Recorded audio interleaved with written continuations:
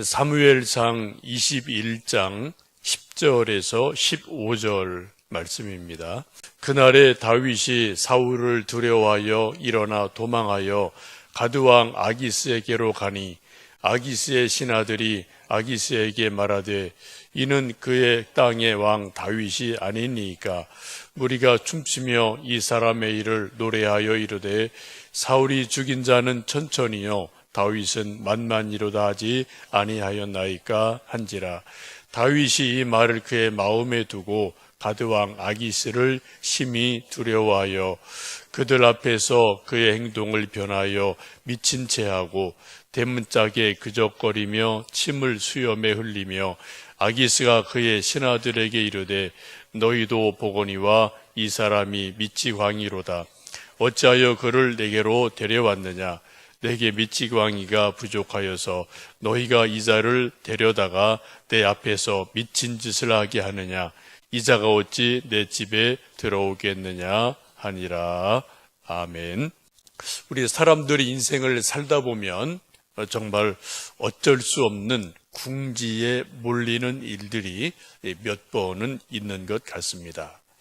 정말 사느냐 죽느냐라는 궁지에 몰리고 진퇴양난에 몰려서 살든지 죽든지 한 그런 위기를 우리가 몇 번은 당할 때 있죠. 그때 어떤 그 상황 속에서 좀 체면이 상하고 창피하지만 머리를 숙이고 살아나서 훗날을 기약하느냐, 아니면 자존심 세우고 맞서 싸우다가 맞아 죽느냐라는 어떤 그러한 선택의 기로에 설 때가 가끔 우리들에게 있습니다. 저도 그런 일들이 몇 번 있었던 것 같아요. 여러분도 특히 저 남자분들이 사회생활하고 직장생활하면은 우리 이제 가정에서 아내들이 모르는 그러한 비애들이 남자들은 또 사회생활 속에서 종종 있기도 하죠. 중국 역사를 보면은 한 나라가 세워질 때 이제 한신이라는 장군이 유방을 도와서 한 나라를 창업하는, 개국하는 큰 장군이 됩니다. 그런데 이 사람이 성공하기 전에 시장 바닥에서 하루는 이제 깡패들을 만나죠. 그래, 깡패에 막 여러 사람이 술 먹고 이제 이렇게 저렇게 하다 시비가 붙어서 많은 사람들이 그 건달들이 이제 한신에게 말하기를 너 우리 가랑이 밑으로 기어나가 그러면 살려줄게 라고 아주 모욕적인 그러한 말을 합니다. 이때 한신이 대장군감인데 싸워서 이길 수도 있고 아니면 자기가 질 수도 있고 이렇겠지만 어찌된 일인지 한신이 태연하게 그 건달들의 가랑이 밑을 기어서 지나가서 살아나고 훗날을 기약합니다. 그리고 나중에 훗날에 한 나라를 창업하는 대장군이 됩니다. 만일 그때 자존심이 상한다고 맞짱을 떴더라면 많은 그 건달들한테 맞아 죽든지 다리가 부러지든지 해서 아마 장군이 되지 못할 일이 있지 않았을까 싶습니다. 오늘 본문의 말씀도 비슷한 말씀이죠. 다윗이 이제는 이스라엘 땅에서 더 이상 발 붙일 곳이 없어졌어요. 왕자 요나단도 지켜줄 수 없고 사무엘도 지켜줄 수 없고 대제사장도 지켜줄 수 없는 그러한 막다른 골목에 이르게 됩니다. 그래서 더 이상 고국에 머물 수 없어서 외국 망명을 택하게 됩니다. 옛날도 그렇고 지금도 그렇고 더 이상 자기 나라 땅에서 머물 수 없으면은 사람들이 마지막 택하는 것이 외국 도피, 외국 망명, 난민 이런 사람들이 지금도 있습니다. 옛날에 공산국가에서 많은 양심적인 사람, 유명한 사람들이 또 많이 자유국으로 미국으로 망명한 적이 있죠. 솔제니친이라든지 달라이 라마라든지 요즘 우리 탈북자들도 다 공산 치하에서는 굶어 죽든 맞아 죽든 감옥 가 죽든 이런 위기들이 있으니까 이제 목숨을 걸고 해외로 다른 나라로 망명합니다. 우리나라에 지금 탈북자가 3만 명이 넘는 것으로 이제 보도가 되는데요. 우리 탈북자들을 우리가 이상하게 보면 안 되죠. 뭐 우리 혈육으로는 같은 동족이고 또 우리 그중에 믿는 사람이 참 많거든요. 오죽하면 그들이 고향을, 부모를, 형제를 떠나서 자기 나라 목숨 걸고 도망해서 탈북했겠습니까? 우리가 그들을 나그네같이 위로해주고 받아주고 기도해줘야 되고, 특별히 한국교회가 탈북자들을 이제 품어주고 수용해주고 같이 믿음의 사람이 되도록 격려해줘야 될 대상인 줄로 압니다. 언제가 통일이 되면 그들이 이북 땅에 예수님이 이러한 분이다, 한국 교회가 이렇게 우리를 받아주었다라고 그들이 좋은 말을 해야 될 스피커들이에요. 그러한 어떤 소문을 내줘야 될 아주 중요한 사람들이죠. 여러분, 구약에 보시면은 12명 또 2명의 정탐꾼이 가나안에 들어가서 하나님이 주실 약속의 땅을 미리 보고 와서 보고를 했어요. 그때 12명 중에 모세 시대에 10명은 가나안 땅을 악담했어요. 나쁘게 평가하고 2사람만 좋게 말해서 그 결과 우리가 압니다. 근데 우리 탈북민들도 나중에 통일이 되었을 때 된다면 그때 그분들이 우리 한국에 대해서, 한국 교회에 대해서 이북에 있는 친구들, 고향 사람들에게 뭐라고 말을 할까요?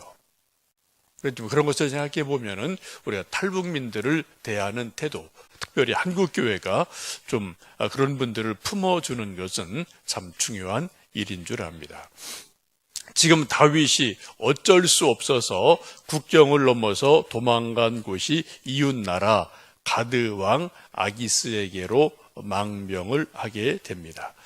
다윗이 국경을 넘어갈 때 얼마나 마음이 아프고 또 슬프고 또 다시 내가 언제 우리나라 땅 밟을 수 있을까라는 답답함이 있을 겁니다. 기약이 없는 망명 생활을 합니다.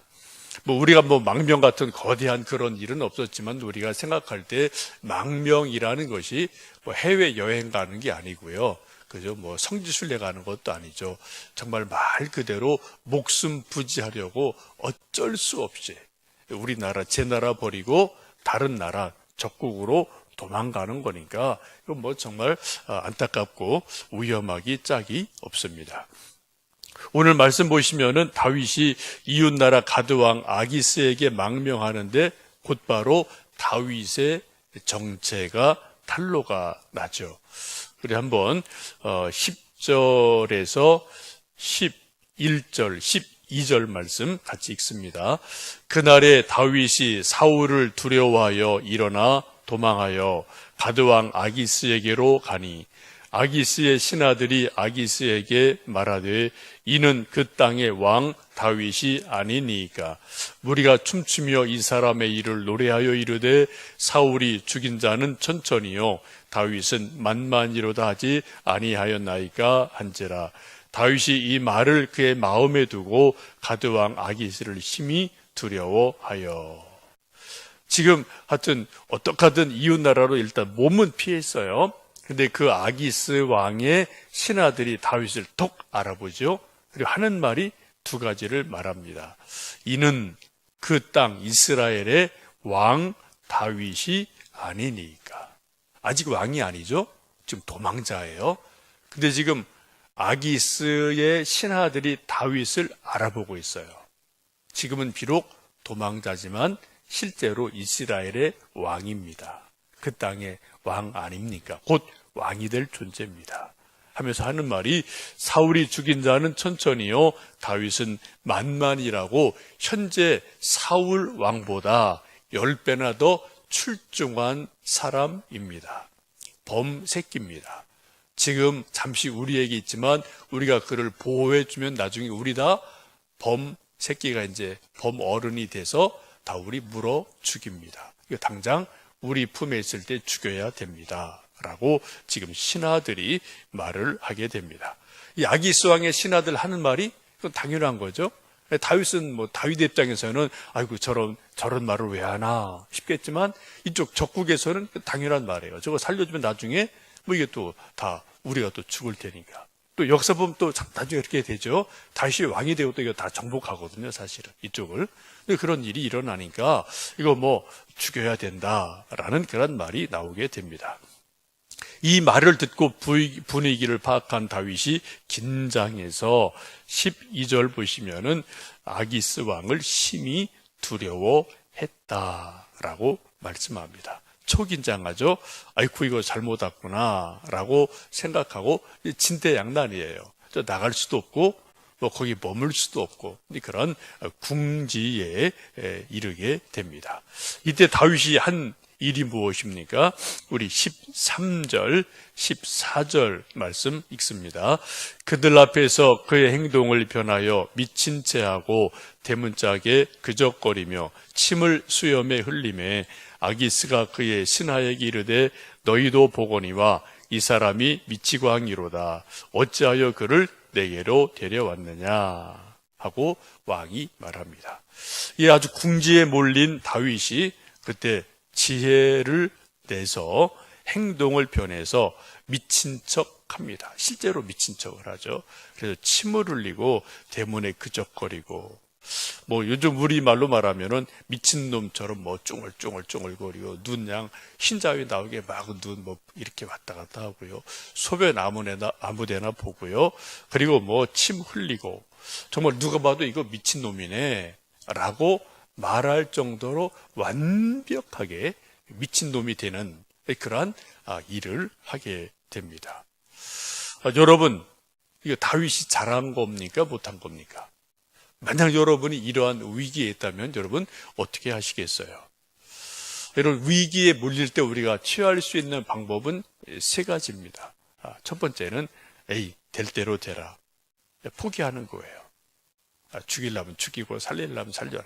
그럼 여러분 이건 영락 없이 이건 죽는 거예요. 그죠? 우리도 어떤 위기 만날 때 될 대로 돼 하면 뭐 대부분 일이 안 되고 죽거나 손해를 보게 되죠. 두 번째 방법은 정면 대결하는 거죠. 그래서 그래? 그럼 내가 뭐 너희들 한번 뭐 이겨서 싸워서 이기지라고 맞짱을 뜨는 거예요. 근데 그럴 힘이 있으면은 맞짱을 떠서 이기면 되는데 안 그러면서 정말 자기가 이제 맞아 죽는 거죠. 또 하나 방법이 뭡니까? 작전상 후퇴하는 겁니다. 지금 다윗처럼 미친 척해서 자기가 완전히 자기를 낮추어서 저 상대방이 볼 때 아이고 저 미친놈이라 저거 뭐 저런 게 있어 라고 그냥 완전히 무시하고 밟고 넘어가도록 자기를 완전히 땅바닥에 아주 낮추는 그러한 선택이 있기도 합니다. 어떤 것이 가장 좋은 선택이고 방법이냐? 그것은 몰라요. 그건 케이스 바이 케이스입니다. 나중에 결과를 봐야 돼요. 여러분 한신이라는 대장군이 그 젊었을 때 이 시장 바닥에서 건달들한테 막 맞아 죽을 것 같은 그런 상황이 있을 때 자존심 딱 굽히고 가랑이 밑으로 기어간 거 이거 좀 창피한 거죠. 자존심 상하는 거죠. 그죠? 그때 그것을 만약 못했다면 나중에 훗날에 대장군이 못했을 거예요. 지금 다윗도 지금 여기서 여차하면 죽을 위기가 있습니다. 그런데 그때 어떻게 해요? 완전히 미친놈 행세를 해서 일단 위기를 피하고 쏘나기를 피하고 훗날을 기약합니다. 고린도전서 10장에 보시면 사도 바울이 말씀하기를 그런즉 선줄로 생각하는 자는 넘어질까 조심하라. 사람이 감당할 시험 밖에는 너희에게 당한 것이 없나니 오직 하나님은 미쁘사 너희가 감당하지 못할 시험 당함을 허락하지 아니하시고 시험 당할 즈음에 또한 피할 길을 내사 너희로 능히 감당하게 하시느니라 라고 말씀합니다. 바울의 인생을 쭉 보니까 또 자기도 인생을 살아보니까 어때요? 수많은 시험이 자기 앞에 다가오고 다 모든 인생 앞에 크고 작은 시험이 계속해서 다가오는데 그 시험을 대하는 태도는 두 가지다. 하나는 그 시험을 맞서서 이겨 나가든지 아니면 시험이 너무 크면 어떻게 해요? 옆으로 피해 가든지 둘 중에 하나다. 하나님이 우리에게 주시는 것은 둘 중에 하나다. 시험 없는 게 아니에요. 시험 없게 해주세요. 이거는 우리가 뭐 인생에서 말이 안 되는 거죠. 시험은 늘 누구에게나 크든 작든 시험은 계속해서 파도처럼 몰려오는데 그 시험이 닥쳐올 때 하나님이 우리에게 이길 힘을 주시든지 용기를 주시든 건강을 주시든 능력 주시든 이겨서 나갈 때가 있어요. 그죠? 또 때로 어때요? 너무 큰 시험이면 어때요? 그때는 잠깐 돌아가야 돼요. 피할 힘을 주시고 피하는 것도 하나님의 방법이라고 지금 사도 바울은 말하고 있습니다.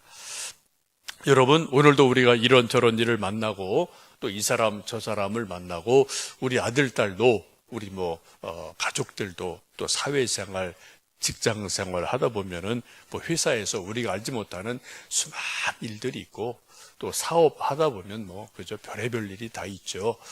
그때 우리가 어떤 그 상황에서 이길 것은 이겨나가야 되고 또 잠깐 머리 숙이고 피할 건 피해야 되고 미안합니다 또 말하고 또 피할 것은 피하는 것도 하나님의 지혜예요. 맨날 그냥 고개 꼿꼿하게 세운다고 이게 다 능사는 아닌 것 같더라고요. 때로는 자존심도 좀 굽힐 줄 알고 양보할 때도 있고 그래서 훗날을 기약해야 되고 더 큰 것을 또 미래를 준비하는 것도 하나님의 지혜임에 틀림없습니다. 오늘도 우리 하루 시작하면서 우리 자신에게 우리 아들, 딸들이 또 우리 가족들이 우리 또 믿음의 사람들이 이 세상에서 파도 같은 시험과 더불어 살아갈 때 하나님 이길 힘을 주십시오. 아니면 피할 길을 내셔서 또 이 세상을 잘 이겨나가도록 은혜 주십시오. 우리 함께 기도하고 또 승리하는 우리 모두 되기를 주님의 이름으로 축복합니다. 함께 기도하겠습니다.